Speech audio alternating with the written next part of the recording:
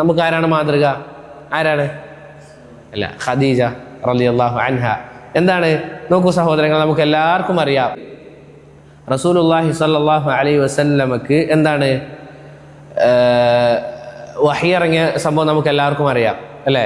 വഹി ഇറങ്ങിയ സംഭവം നമുക്ക് എല്ലാവർക്കും അറിയാം.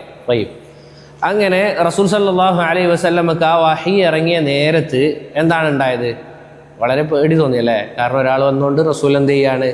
അവിടുന്ന് ഇഖ്റ എന്ന് പറയുമ്പോൾ മാ അന ബിഖാരി, ഞാൻ എന്തല്ല വായിക്കുന്ന ആളല്ല. റസൂൽ സല്ലല്ലാഹു അലൈഹി വസല്ലമക്ക് എഴുതാനും വായിക്കാനും അറിയില്ല.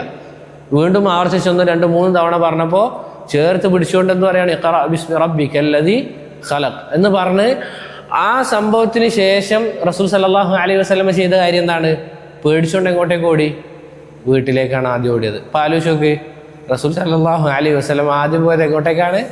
ഖദീജ റളിയല്ലാഹു അൻഹയുടെ അടുക്കലേക്കാണ്. അപ്പോൾ റസൂലിനെ അറിയാം ആരാണ് അല്ലേ? നമുക്കൊരു പ്രയാസം വന്നാൽ നമ്മൾ ആദ്യം ആരടുത്തേക്ക് പോവാ? നമ്മളായിട്ട് അടുത്തല്ലേ? നമ്മളോട് ഏറ്റവും കൂടുതൽ അടുത്ത ആളെടുത്ത് പോയിട്ടാണ് എനിക്ക് ഇങ്ങനെ ഒരു പ്രശ്നം ഉണ്ടായിട്ടുണ്ട്, അല്ലെങ്കിൽ ഒരു ടെൻഷൻ ഉണ്ട് എന്ന് പറയൂലേ?